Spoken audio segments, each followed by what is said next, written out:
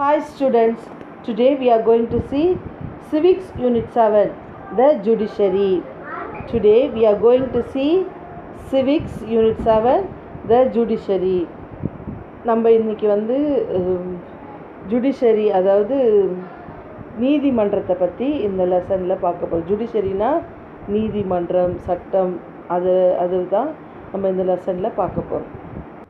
In this lesson, the learning objectives are to trace the evaluation of the judicial system, to understand and the hierarchical structure of the Indian judiciary, to explain the jurisdictions of Supreme Court, High Court and subordinate courts, to understand the need for the independent judiciary, to know the difference between civil law and criminal law.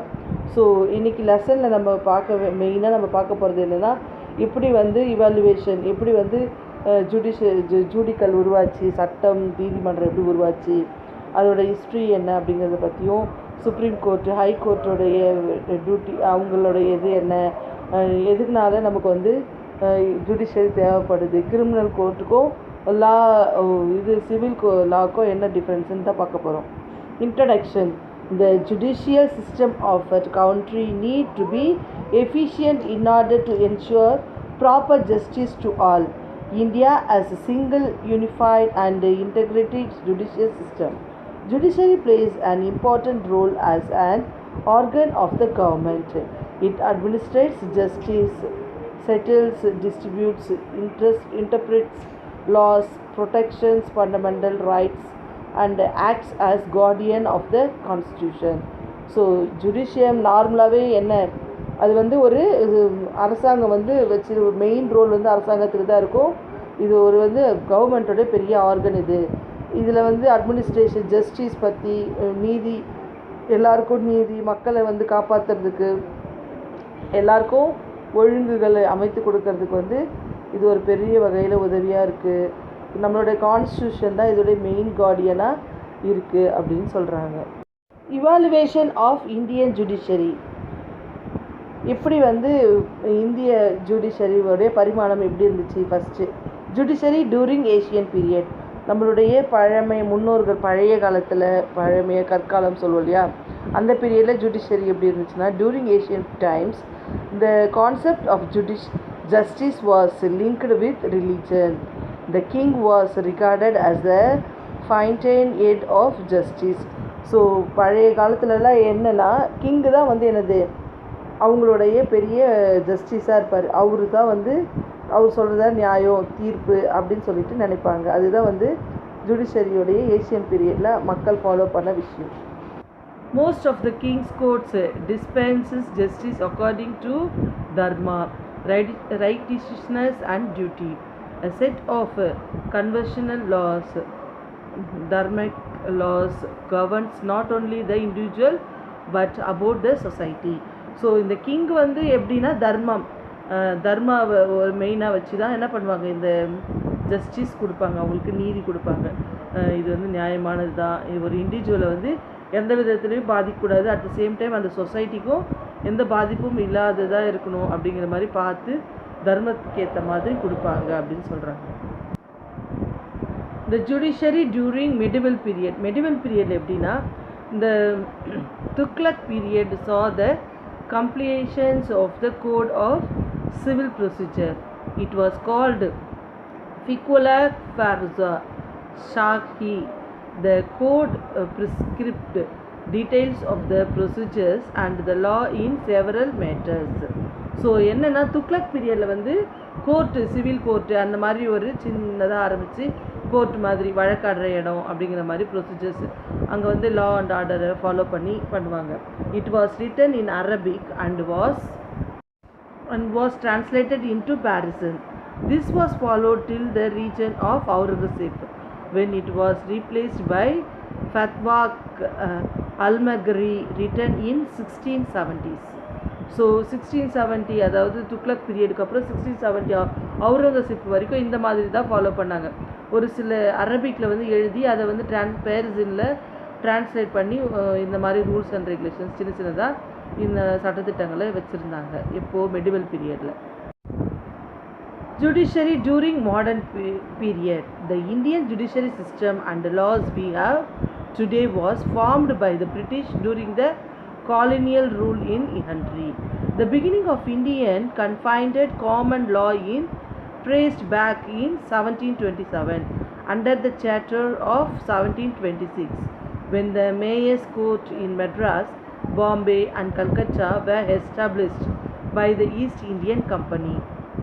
Regulating Act of 1773 made preventions for the formation of Supreme Court.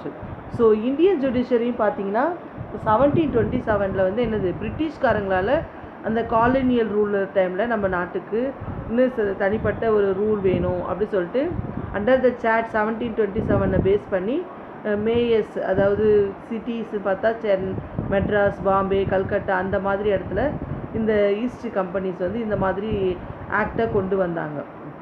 மக்களை பராமரிக்கணும், ஒரு supreme கோர்ட்டுன்னு ஒன்று இருக்கணும் அப்படி சொல்லிட்டு ஒரு supreme கோர்ட்டை வச்சுருந்தாங்க. The Supreme Court was established for the first time at Fort Williams in Calcutta. Sir Elijah Imbe was appointed as Chief Justice of that court. So court வந்தது எப்போனா கல்கட்டாவில் ஃபோர்ட் வில்லியம்ஸ் தான் கோர்ட்டோடைய இதை வந்து எஸ்டாப்ளிஷ் பண்ணார். அதில் first ஜஸ்டிஸாக இருந்தவர் யார்? Sir எல்ஜா இம்ப்ளே. In 1801 and 1824 Supreme Courts were established in Madras and Bombay. These Supreme Courts functioned till 1862 when they were replaced High Courts at all the three places. So இந்த supreme கோர்ட்டில் இன்றைக்கி என்ன ஆயிடுச்சு? High கோர்ட்டாக மாறிடுச்சு. Criminal Procedures Code 1861 were prepared. The Government of India Act 1935 created Feudal Court. It was not the highest court as appeals could lie in certain situations to the Privy Council in England. The judiciary of Privy Council was abolished and by the abolition of the Privy Council Judiciaries Act 1949. The Supreme Court of India was inaugurated on 28th January 1950. January 28th 1950 தான் என்னது supreme court act வந்து follow பண்ணாங்க. நம்ம எப்போது சுதந்திரம் வாங்கினதுக்கு பிற்பாடு.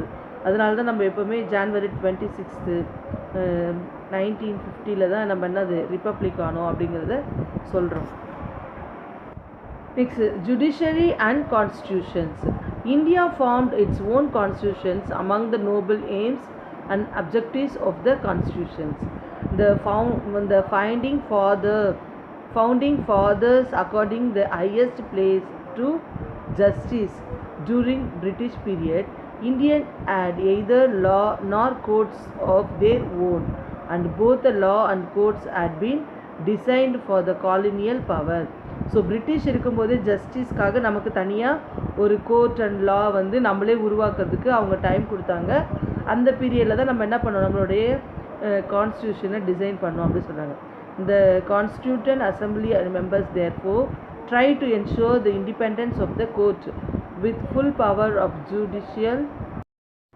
Supreme Court rules 1966 are framed under Article 145 of the Constitutions to regulate the practice and the procedures of the Supreme Court. The Supreme Court of India is the highest court of the land and established by Part 5, the Union, under Chapter 4 titled the Union Judiciary, and Part 6, the State, under Chapter 6 titled Subordinate Courts of the Constitutions of India. Article 100, அதாவது article 145 என்ன சொல்கிறாங்கன்னா, அதோடைய அண்டரில் part 5 வந்து the union, மொத்தமாக யூனியன்லேருந்து ஹைகோர்ட்டும் plus இப்போ chapter 4 title வந்து the union judiciary, யூனியனுடைய நீதிமன்றம். அதுக்கப்புறம் பார்ட் 6 வந்து ஸ்டேட் ஜுடிஷரி அப்படின்னு சொல்லிட்டு பார்ட் 6 வந்து சாப்டர் 6 என்ன சொல்கிறாங்கன்னா, subordinate courts of the constitution of India அப்படி சொல்லிட்டு பிரிச்சிருக்காங்க அப்படின்றாங்க. Article 124 to 147 of the constitutions of India laid down the composition and the judiciaries of the Supreme Court of India. Supreme Court India உடைய important laws and orders article 124 ல இருந்து 147 வரைக்கும் சொல்றாங்க. Supreme Court of India, this is the highest court of the India and it's located in New Delhi. நம்மளோட இந்தியாவிலே highest court இதுதான் last அப்படின்னா அது எதுனா சுப்ரீம் கோர்ட் தான். இதுக்கப்புறம் வேறு எங்கேயுமே நம்ம போய் என்ன பண்ண முடியாது, வழக்கு போட முடியாது. இது எங்கே இருக்குன்னா நியூ டெல்லியில் இருக்குது. According to the constitution of India the supreme court is the guardian of the constitution and the highest court of appeal. So இதுதான் வந்து guardian of the constitution and the highest court of the appeal, supreme court. The role of the judiciary. Role of judiciary can be classified as distribute resolution, judicial review, upholding the law and enforcing fundamental rights. So இந்த 3 டைப்பில் தான் வந்து என்ன பண்ணுறாங்க, ஜுடிஷியலை classify பண்ணுறாங்க. அதில் டிஸ்ட்ரிபியூட்டுன்னு பார்த்தீங்கன்னா citizen and the governments, 2 states governments, the center and the state governments. So இந்த பவர்ஸ்லாம் வந்து டிஸ்ட்ரிபியூட் பண்ணுறது வந்து ஒரு சிட்டிசன் குடிமக்களுக்கும் கவர்மெண்ட்டுக்கும், அப்புறம் 2 ஸ்டேட்டுக்கும், அதுக்கப்புறம் சென்ட்ரல் கவர்மெண்ட்டு ஸ்டேட் கவர்மெண்ட் 2 பேருக்கும் வந்து டிஸ்ட்ரிபியூட் பண்ணுறது தான் இந்த லாஸ் அப்படி சொல்கிறாங்க. இந்த judiciary. Judicial review, the judicial as per the power declare the law unconditionals in the it believes that the law passes by the parliament it violating the basic structure of the constitution. So இதோட review என்னன்னா power வந்து எல்லாருக்குமே சமம், எல்லாருமே இதை believe பண்ணும், இதை வந்து என்ன பண்ணும் ப்ரொசஸ் பண்ணி எல்லாருமே இதை பாஸ் ஆன் பண்ணணும். இதுதான் லா அண்ட் ஆர்டர்னா அது அந்த லா அண்ட் ஆர்டரை எல்லாருமே அக்செப்ட் பண்ணி அந்த பேசிக் ஸ்ட்ரக்சரை வந்து என்ன பண்ண ஃபாலோ பண்ண சொல்கிறாங்க. Uploading every citizens of India can approach the Supreme Court and High Court of they believe that their fundamental rights have been violated. So எல்லா சிட்டிசனுக்குமே ஹைகோர்ட் சுப்ரீம் கோர்ட்டில் போய் தீர்ப்பு வாங்கிறதுக்கு நீதிமன்றத்தை நாடுறதுல நீதியை அணுகலாம், எல்லாருக்குமே கண்டிப்பாக ஈக்குவலான நீதி கிடைக்கும் அப்படின்னு சொல்கிறாங்க. Independent and impartial functions of judiciary. The formers of the constitutions established independent and impartial judiciary in India. Independence of judiciary is important for the purpose of the fair justice. Democratic country like India, judiciary is the custodian of the rights of citizens. Therefore, the formers of the Indian constitutions at the time of forming of our constitutions were concerned about the kind of judiciary our country should have. This concern of the member of the Constitution Assembly was responded by Dr. B.R. Ambedkar in the following words. So நம்மளுடைய constitution வந்து மெயினாக design பண்ணதுன்னா நம்ம வந்து என்னது மக்கள் ஆட்சி கொண்ட டெமோக்ரஸிக் country. So நம்மளுக்கு வந்து நீதி ரொம்ப ரொம்ப இம்பார்ட்டண்ட், அது வந்து எல்லா சிட்டிசனுக்கும் ஈக்குவலாக கிடைக்கணும். ஃபண்டமெண்டல் ரைட்ஸ் மெயினாக அவங்களுடைய ஃபண்டமெண்டல் ரைட்ஸ்க்கு அகேன்ஸ்டாக என்ன இருந்தாலும் அதுக்கு வந்து அவங்க என்ன பண்ணலாம், முறையிடலாம், கேள்வி கேட்கலாம், அதுக்கான ஜஸ்டிஸை பெறதுக்கு அவங்களுக்கு எல்லா உரிமைகளும் இருக்குது அப்படின்னு சொல்கிறாங்க. Following words, there can be no difference of opinion in houses that our judiciary must be both independent of the executive and must also be competent in it. And the question is how these 2 objects can be secured. So மெயினாக என்னென்னா நம்மளுடைய house, நம்மளுடைய நீதித்துறை வந்து எடுக்கிற முடிவு வந்து என்னது ரொம்ப ரொம்ப இம்பார்ட்டன்ட். நம்மளுடைய ஹவுஸ் ஆகட்டும், நீதி என்ன வேறு கருத்துக்கள் இருந்தாலும் கடைசியில் ஒரு தீர்ப்புன்னு ஒன்று வந்தற்பாடு அது வந்து ஜஸ்டிஃபைடாக இருக்கணும் அப்படின்னு சொல்கிறாங்க. இந்த மாதிரி இதுக்கு வந்து செக்யூர், மக்களுக்கு வந்து இது ஒரு செக்யூரான ஒரு விஷயமா இருக்கும் அப்படிங்கிறத நினச்சி இந்த ஜஸ்டிஸாக ஃபாலோ பண்ணணும். இந்த ஜுடிஷரியை வந்து கான்செப்டை வந்து மெயினாக எல்லாருக்கும் ஈக்குவலாக கரெக்டான நியாயம் கிடைக்கணும் அப்படிங்கிறது தான் இதோட மெயின் கான்செப்ட். இந்த litigations process, there was 2 different type of legal sections in India, civil and criminal. So லிட்டிகேஷன்ஸ்னால் என்னது, வழக்குகள் வந்து 2 டைப் இருக்கும். ஒன்று வந்து சிவில் அண்ட் கிரிமினல். சிவில் லானா என்ன, கிரிமினல் லானா என்னன்னு பார்க்கலாம். It deals civil law It deals with disputes over money, property and social matters. Examples: disputes relating to land, rent, marriage, disputes, etc. Criminal law: it deals with conducts or acts at the law defines as offense. Thief, murder, woman harassment, etc. A petition has to be filed before the relevant court by the affected parties. It usually begins with the loading of an FIR, first information report, with police investigation, after which the case is filed in the court. Sentence awards in the form of money, remunerations, and as per the petitioner's claim. Punishment is awarded if governed guilty. Proven guilty, the accused is sent to jail. So civil லாக்கும் criminal லாக்கும் இதான் வித்தியாசம். Civil லா வந்து நார்மலாக property, land, marriage அதை பற்றின இதாக தான் இருக்கும். இது வந்து கொள்ளை, பெண்களுக்கு அந்த மாதிரி ஏற்கப்படுற அந்த இழப்புகள் அதுக்கெல்லாம் வந்து என்னது கிரிமினல் கோர்ட்டு, அது வந்து கிரிமினல் லாவாக மாறும். இதில் வந்து பெட்டிஷன்ஸ் வந்து ரிலவெண்ட்டாக பார்ட்டிஸ்க்கு என்ன ஒரு பெட்டிஷன் மாதிரி எழுதி கொடுக்குறாங்களோ அதை வச்சு சிவில் லாவில் கோர்ட்டில் மூவ் பண்ணுவாங்க. இதில் வந்து எஃப்ஐஆர் ஃபைல் பண்ணுவாங்க. இந்த ஃபஸ்ட் இன்ஃபர்மேஷன் போலீஸ் இன்வெஸ்டிகேஷன் மூலயமா கோர்ட்டுக்கு அது வரும்.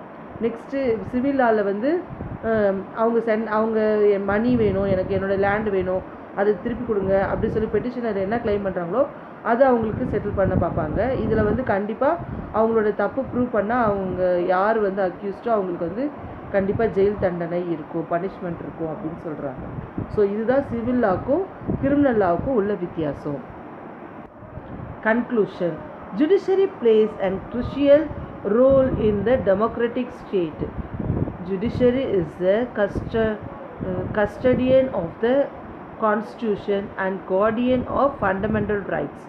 India, the largest representative democracy of the world, possesses a well-structured and independent justice judicial system. So நம்மளுடைய இந்தியாவுடைய இது வந்து என்ன தெரியும், டெமோக்ராட்டிக் கண்ட்ரின்றதால நமக்கு வந்து ரொம்ப ரொம்ப இம்பார்ட்டன்ட். நம்மளுடைய ஃபண்டமெண்டல் ரைட்ஸ்க்கும் நம்மளுடைய கான்ஸ்டியூஷன்ஸ்க்கும் பெரிய கைடுன்னு பார்த்தோன்னா அதில் நம்மளுடைய ஜுடிஷியரி தான், நம்மளுடைய சட்ட நீதிமன்றங்கள் தான்.